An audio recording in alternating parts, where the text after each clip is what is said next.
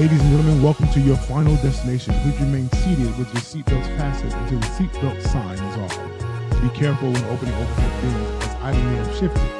If this is your final stop, thank you for flying with us. For those who have connected flights, check the monitors or ask the crew for help. We appreciate your business, and we hope to see you again. Welcome to your final destination. Yo, listen, we back with another episode of A Flight to Greatness. It's your boy, Damon, and we got with us here Hannah. What's good, y'all? Listen, I know y'all been checking us out, and y'all just been seeing A Flight to Greatness. Just a little bit of a background, A Flight to Greatness. We had our first annual event this year. We had a panel discussion, music performances, vendors. It was community-based. We poured back into the people, and the whole reason behind this event basically was we wanted to put people who are on the journey to greatness in front of people who are trying to get to a place to inspire, to impact, and to empower. A flight to greatness has a metaphoric meaning. We connect taking an actual flight, facing unexpected delays, going through turbulence, TSA, with entrepreneurship and our life journey. So we're going to talk a little bit about the event. We're going to talk about also how that event impact us, right? So we said that was for the audience, but understand, as upcoming young new entrepreneurs, a lot of this stuff that we were giving out to the people is stuff that we were going through on our own, ourselves, right? So my good sis Hannah here, this was her first time ever hosting. Yeah. So she says. Yeah. So, right. First time hosting. First time hosting. Okay. Oh, yeah. So I want to ask you, Hannah. Yes. When getting prepared for this flight, how did you mentally prepare? How was it? Was it overwhelming? If it was overwhelming, how did you deal with that? Like, tell us a little bit about those challenges. That's an awesome question. Was it overwhelming? How did I mentally prepare? So I would say I mentally prepared by talking to God about it. Yeah. Like, Lord, let me catch this vision so it can be executed well. You've given him so much time. Right. And I know I have a situation with the procrastination. Yeah. Okay. So it was a minute before I opened that file up. Yeah. Okay. But at the same time, before I even opened the file, I was still asking God like for revelation. So ask, working out those kinks and those fears, even in the midst of it. Okay, it's gonna be people here. Right. I gotta control the show at this point. Right. That's a big role. A big role. It's new territory. So that's how I would say. Well, a portion of my process had been. Let's see. There was times where I was like, "Am I going to do this? Am I fit for the job?" Yeah. But Damon said, "The Lord gave me a dream." I'm like, okay. Obviously, he's going to get confirmation on it and stuff like that. But I'm like, I can't disappoint. I can't let down. Obviously, God had me in mind. So I said, I'm going to do it. I got to. So that's good. Yeah. That's good. And I think that's so important, like just reiterating this full circle, how we were pouring so much out to the people. And it's so easy for us to look at people sitting up on this stage and compare ourselves, thinking we're so far off. But literally every entrepreneur that you guys seen up there, they opened up about similar things that you're facing personally. Right. So it's not, to say, oh, this person is better than me, this person is at a higher level than me, but it's just, no, we're all in this together. And that's what a flight to greatness is, building that community for us to walk with one another and empower one another. So I think that's amazing. Yes. I love when Tyra Hanley, she spoke up and she said, before she spoke, she said, if anybody's nervous, just know you can do it because I'm nervous myself. Yeah. So that's just like I said, a full circle moment. Like, it's so easy to look up there at her like, oh wow, she got it. But still we all have our own personal challenges. So I think that was amazing, like seeing that. The event was great. For sure. The testimonies that's coming in, circling in, like people just saying how much they were blessed. People asking when the next one gonna be. So that's crazy. That is crazy. So as the visionary, how was the weight of this whole thing? You got it. You're sharing the vision. You're hopefully basically trusting the people who are a part of the process. You're basically trusting them to execute things well. How was the process for you? So I got a lot to say on this. I think. So I'm gonna say some things and then we're gonna break them down. But in preparation, I was good. Like literally, because I was planning this event probably 6-7 months ahead of time, right? So in the preparation aspect, I was good time management wise. But it wasn't until about a few days before the event that I actually started feeling the weight, because you get the thought: are people gonna come? Are people gonna show up? Right. I got these vendors coming out. I'm a business owner myself, Right. so I wouldn't say I hate, but going to an event, setting up, and not making money, like that's something that's going through my mind. So I'm just like, I hope that these vendors make money. I hope people show up. I hope everybody's on time. But in the same sense, what helped me with that was the being punctual on my time, just preparing. As Chad said up there, proper preparation prevents poor performance. So you write down, you put deadlines down, and you be punctual. That's very important as an entrepreneur on this journey, because it takes you don't have to be overwhelmed all the time. You know, I think we think that as entrepreneurs we're so busy and this lifestyle is meant to be so hectic. But if you're good time management, obviously stuff happens. But if you're good on time management, it's like, you know, you're good on that aspect. So it's like, do that. In the same sense, also, it is very important who you partner with on this journey. For sure. On this flight to greatness, it's very important who you partner with, because all the people that I partner with, I knew a lot of them personally, but also I knew a lot of them because of their professionalism. You know, so when people are held to such a high standard, you know, some of the stuff that you may deal with people who are not as serious, like showing up late, calling off last minute, no warning, and things like that. Like, obviously I get stuff happens, life happens, but there is a certain level of professionalism that is required, you know, on this journey. So dealing with just the vendors, I sent the messages, show up at this time, because we don't want people setting up. Right. So just that preparation and making sure I was punctual, it actually went way better than expected. I didn't have too many last minute situations. I don't think I had any. And I was in deep prayer during this event. I'm a man of faith myself. Prayer is very important. I was in deep intercession concerning this event. So I would just say the weight of it, but it wasn't peaches and cream, right? So like I said, a few days before, I was just like wrecked. But we're going to talk about that right when we get back from this break. After this break, y'all. That's good conversation. That's good. I don't know how many minutes that was. I think it was good, 10. Okay. Had to be. All right. So you want to pick up? Let's go. All right. We are back. We are back with a flight to greatness. We're going to get right back in it. So I was talking to my good sis Hannah about the weight that I feel, and it really wasn't until a few days before the event. And I think the weight that I felt, I was actually listening to a song by my sis AI the Anomaly, and the song is called Choices. Wow. And in this song, literally, this is my first time ever hearing this song, but in this song, towards the center of the song, she's using metaphoric and symbolic signs about taking a flight. Okay. And she's talking about how on this journey, you know, you're gonna face turbulence. She's talking about it's about how you handle the turbulence. She's talking about you're either gonna pull the red wagon or push it. Yeah. So like hearing that in that moment, I was in a gym because as an artist, it's important to be in the gym. So I've been working in the gym, like really putting pain in, you know, mentally, spiritually, emotionally. And then I heard this song, and I think that's when it really just hit me. And I think the weight that I felt, it wasn't necessarily a bad weight, but it was like, you're doing this. And it's like everything that you're pushing and inspiring everybody else to do, you know, by the grace of God, you're moving forward with that. Sure. You know, so it was just a blessing in the same sense, hearing that. And then it just helped me go to a deeper level of submission and with my vision and being locked in. So I think that was that for sure.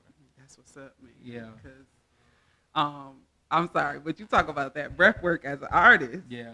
I understand, because being up there on that stage, brother, that was no easy thing. Yeah. That's all I got for that for you. Yeah. I think because it's like even like in a creative field, depending on what you're doing, I recommend everybody be in shape, right? But like with the stuff that we're doing, hosting, music performances, like it's very important that you be in shape. So like literally I was like literally in the gym about to pass out, forcing like not pushing myself on this treadmill, just so as an artist, and we're gonna talk about even like when it comes to building confidence. I want you to answer it, then I'll answer it. But how can you say your confidence was getting started? Then after the event, what was your confidence level, and how did you raise that? Confidence is a good thing. That's a good one because I would say in the beginning, no, I'm not doing it. Like it was times I'm not doing it. I'm not telling him, obviously, but I had to go through my process to get to that end goal. But confidence, I believe it's a huge thing, and sometimes it's an acquired thing. So that was a prayer that I had confidence that I wasn't afraid that. My personality came out, so, and I think I still, my personality, I still need growth in the confidence area, in different areas of my life. So as I continue to grow on the inside, it'll just, show out when I do more of these events and just continue to pursue in business and, whatever I'm in. That's good. And I think that's good because on the same sense, we know faith without works is dead, right? So you can pray all you want, for sure, but if you don't put that work in, like you talk about, to build that confidence, it's like it's dead. It's nothing. It's not. It's not. So as an artist, I pray because that's something I deal with, my confidence performing in front of people, no matter like how I may make it seem, but that is something that I struggled with for a very long time, and it was a lot of time that I was literally doing it nervous, and that is good in the same sense. But I know I can get to a level to where I'm not nervous doing it, where I'm like on a whole different level. For sure. So it's like the biggest thing that I realized that how I began to become more secure with my performances was practicing performance. Okay.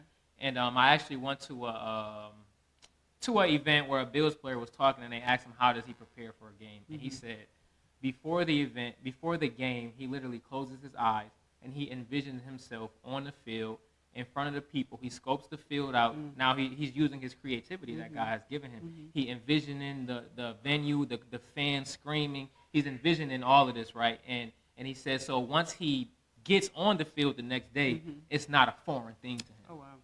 So as I'm practicing, as I'm performing, I'm in a auditorium by myself, but I'm envisioning hundreds of people in front of me. For sure. I'm in, so it's like, so now your practice is really, it's helping you build your confidence because you're not just practicing like, oh, it's just me in here so I can play around, but it's like that accountability, that standard that you hold yourself in when you know like you got God on your side, like.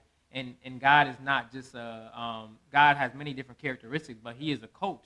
He's a comforter. The Holy Spirit will help us and lead us. So when you got, like, I literally feel like I had God just on my back pushing me. Like when I wanted to go home and rest, He was like, no, I need a little bit more. Oh, wow. Give me a little more performance. Give me a little more time. So it's like it's helping you, build that, that coaching. So practice, whatever it is that you're doing, I think practice is very important in that.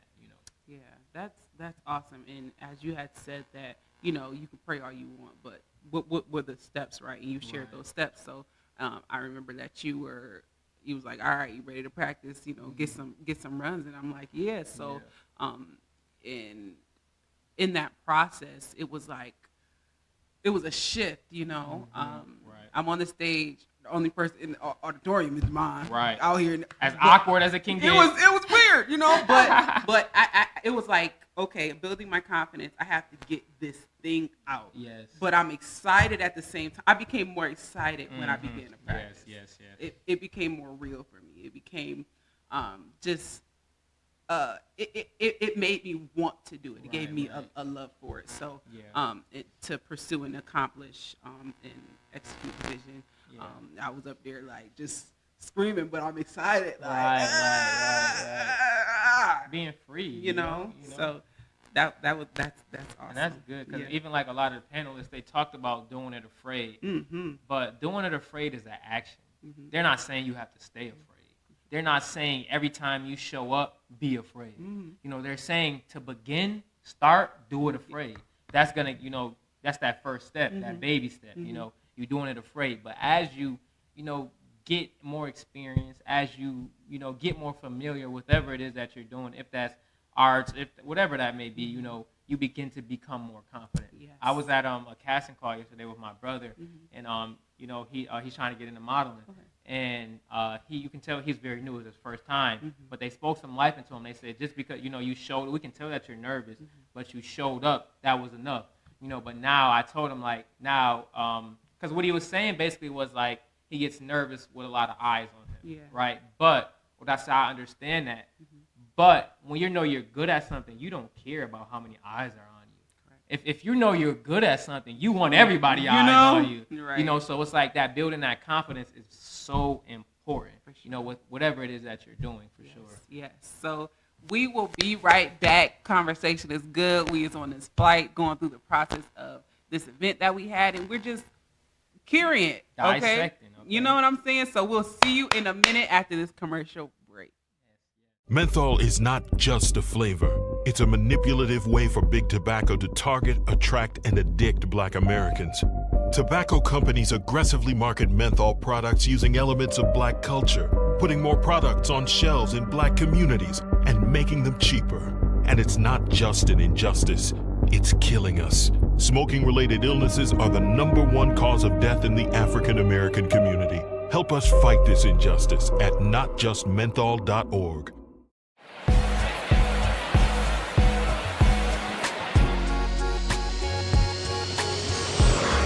Ladies and gentlemen, welcome to your final destination. All right, and we are back to a flight to greatness, taking you through the nitty-gritty, the process, the behind the scenes. You know what I'm saying? This was a process. I clapped it, took my grill out. But we appreciate you for tuning in. Continue to stay tuned. This is not the end. But where I would like to pick up is we seen you on the news. We seen the camera people all up in the joint. Damon was on the news with, I think, Channel 4. Yeah. How was that process for you? What was that? What was going through your head? And, you know, how was that? So have you seen me on the news? You know, I think I'm definitely growing. I was nervous. I'm growing with my public speaking and being on the spot. Yeah. Like, she literally pulled up like, hey, we want to interview you right here, right now. Oh, wow. I'm like, all right. So she asking me questions, and it's like you get your blank thoughts and stuff like that. But I think it was truly a blessing because they came and they didn't stay the full amount, but they stayed just enough to really capture the fullness of the event. So it just shows just how important, you know, media is, you know, the aftermath of an event. Like, I know right now I think I'm still just being, you know, after doing all of this planning and things like that. But I know I need to. Because after an event, after whatever it is that you do, you need to have follow-up. Yeah. You need to have post content. You need to have, you know, how was the event? You need to have recaps. You need to have all of this different type of stuff. I know y'all probably like, where's that at for a flight to greatness? You know, so it's like I'm talking to y'all, but I'm really talking to myself. Yeah, but that stuff is so important, you know. So you see, I just posted a video the other day concerning the news. It's just important because it's like that's good content. Why sit on that, you know? So I think for sure. But it was good being on the news. I've been on the news a few times, so you know. For sure. All right. What about you? When you see yourself on the news, what you think? I said, Lord, look at that. I said, oh Lord, because they was like they got me in a moment where I was in my element, like I was in my personality. So I was like, okay. So it was just, I think it was great. Damon did awesome and sharing how he like to show up for the youth, how he has a heart for the youth. So you mind sharing a little bit about that? Yes. I think right now we're in a place, obviously, as where creativity is flourishing. And I think with that, we have to help mold our younger people. Yes. I know I always have been a creative, but I did not know always how to embrace that creativity because it's just something that was shunned on. It's something that you didn't have too many resources, too many outlets. You know, like as a young Black boy, you have football, you have games, you have basketball. But when it comes to the creative arts, the colorful things, you know, we live in a very a homosexual culture. So he just put it out like that. The moment they see the creative, the moment they see the colors, the moment they see this, they have this negative connotation towards this stuff. But it's like, no, these kids are creative. You know, these kids just want to express what they have, what they know that they want to do, what inspires them. Just as in a kid's mind, just the different ideas, the no limitations that they have. So it's like we need to help push and mold our young people. And you can truly change the life of a young person by just letting them spend a day with you. No, that's so real. You know, like literally having them come out with you. Like I know Buffalo Fashion Runway, they had them some high school interns. So it's just like really just seeing that and really just allowing them to just see how, you know, really easy the opportunities are, because I think we be thinking that these opportunities are so hard to get. But it's like if you really get yourself out there, get your foot in the door, plus as a young people, you have, you know, they have grace on their life to where it's like you're young, people want to help you just because of that. Just because you're young. Right. Yeah. So I think it's very important. Also, I know I got a little off track, but you asked me like, with my call to the young people, I think I see myself in a lot of them. So growing up for me, I experienced a lot of I grew up on the east side of Buffalo, shootouts. I lost a lot of friends growing up, just a lot of different things. For a while, I turned to the streets, but the whole time it's like I was a creative person, you know, so I was hiding myself. I was, you know, suppressing who I truly was. I was literally a young, listen, y'all can ask the people. I had, my favorite shoes was the What the KDs. If you know the What the KDs, 2 different colors, different patterns, all type of stuff. I had socks with my face on it. I was in the basement bleaching my pants every night. Like the creativity was always there. I made my first song probably at the age of 12. The bars was a little crazy, but we ain't gonna talk about that. All right. But just the creativity was always there. That's good. You know, so it's like that should have been cultivated. That should have been, you know, pushed. That should have been embraced. So now we have to do to the young people what was not done for us. That's for sure. Because I just started being a mentor for at this youth program, and there's a young lady there. Like I literally see her in me. Like, you know what I'm saying? So I totally understand that. And she gravitated to me. I'm like, girl, what's up? Like you're my little sister. Right. But what I seen was just a hunger for some attention and love, you know what I'm saying? Because that's what I know I experienced growing up. So, you know, most times we've been through what we can, like, you know, sort of kind of provide for that next. You know? You know, we understand we didn't have it all growing up, and maybe there's another child that doesn't have it all. You know what I'm saying? So it's just awesome being able to be a representative, a leader, a mentor, a big brother, big sister, you know what I'm saying, to the next generation, even though we're still young. But we're still able to, you know, lead the next generation. So I think it's awesome. Amazing. And just creating that safe space, like, to where they just feel comfortable with being themselves. A lot of the young people are confused identity-wise. For sure. So it's like we got to help them find themselves. But that starts with just embracing them as how they are. You know, we're young. So it's like the thing about young people is no matter how old they may seem, they still have those, you know, those baby-like tendencies. Oh, so for sure. A baby will glean from you. A baby will pull from you. So as long as you're, you know, showing who you are and being confident in that, they will take those characteristics on. You know? So it just, while we're learning to be ourselves and embrace ourselves, they're also learning to do the same thing about them. So I think that's the beautiful thing about you know, being with the youth for sure. I think that needs its own episode. Oh yeah, we're gonna have to talk about that. Okay, that'd be good.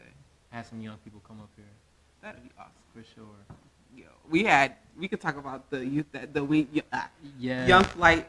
Wings in Training. Wings in Training. Yeah. Wings in Training. We had Mikey and we had Star. Yes. They were awesome. They are high school entrepreneurs doing their thing. You know what I'm saying? Like, I'm lighting up just talking about Yes. them. They're And so inspired. no, for real. I'm like, they were sharing things on as they were presenting. I'm like, y'all should be up here as panelists. We got at to. this Yes, point. I'm definitely gonna get them up there. 'Cause Mhm.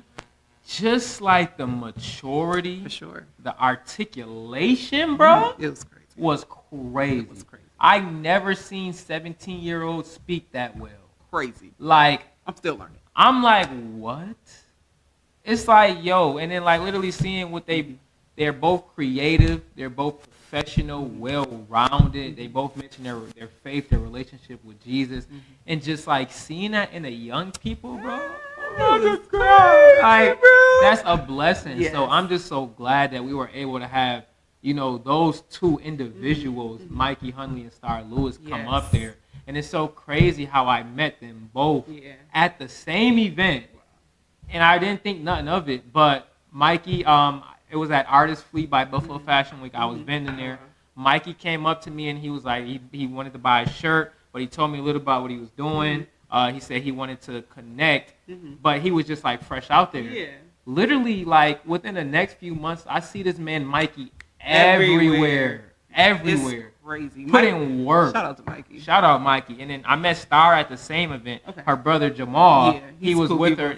He's an amazing brother. They came to my she also bought a shirt. She said, "Hey, I got this brand. Can I interview?" She pulled her camera out her pocket. She was professional. She knew her vision, what she wanted. She interviewed me. And I was that. I'm like, "Oh yeah, she's serious about her business." Yo, that's what's up. So like having those two individuals was truly amazing. Like a blessing for sure. Yes, yes. Ready to wrap up? Yes. All right. Yes. This was good. Yes. Went better than I expected it. So we just want to thank you so much again for tuning into A Flight to Greatness continued at this point. I hope you stay tuned. Continue to follow Flight to Greatness at all social media at it's Flight to Greatness. Flight to Greatness. Flight on Instagram, Flight #2 Greatness. Okay. Yes. All right. Yes. You can find us chosen_ONE2214. You can find me, I guess, at Brown Skin Network. Please follow me. Brown Skin Network. Sis got some stuff coming up. You know what I'm saying? Stay We worked on tuned. some stuff last night. That's sure. that's how. Yes, sir. All right. But we love you. Thank you so much. Support our sponsors, everybody who had a commercial. Check them out, okay? Yes. So hope to see you again. Bye-bye. Bye. Menthol is not just a flavor. It's a manipulative way for big tobacco to target, attract, and addict Black Americans.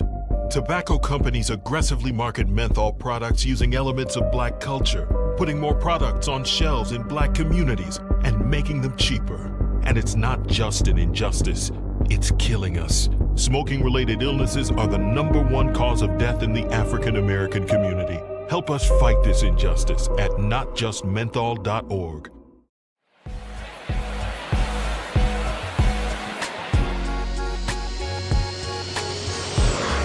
Ladies and gentlemen, welcome to your final destination. Please remain seated with your seatbelts fastened until the seatbelt sign is off. Be careful when opening overhead bins as items may have shifted. If this is your final stop, thank you for flying with us. For those who have connected flights, check the monitors or ask the crew for help. We appreciate your business and we hope to see you again. Welcome to your final destination.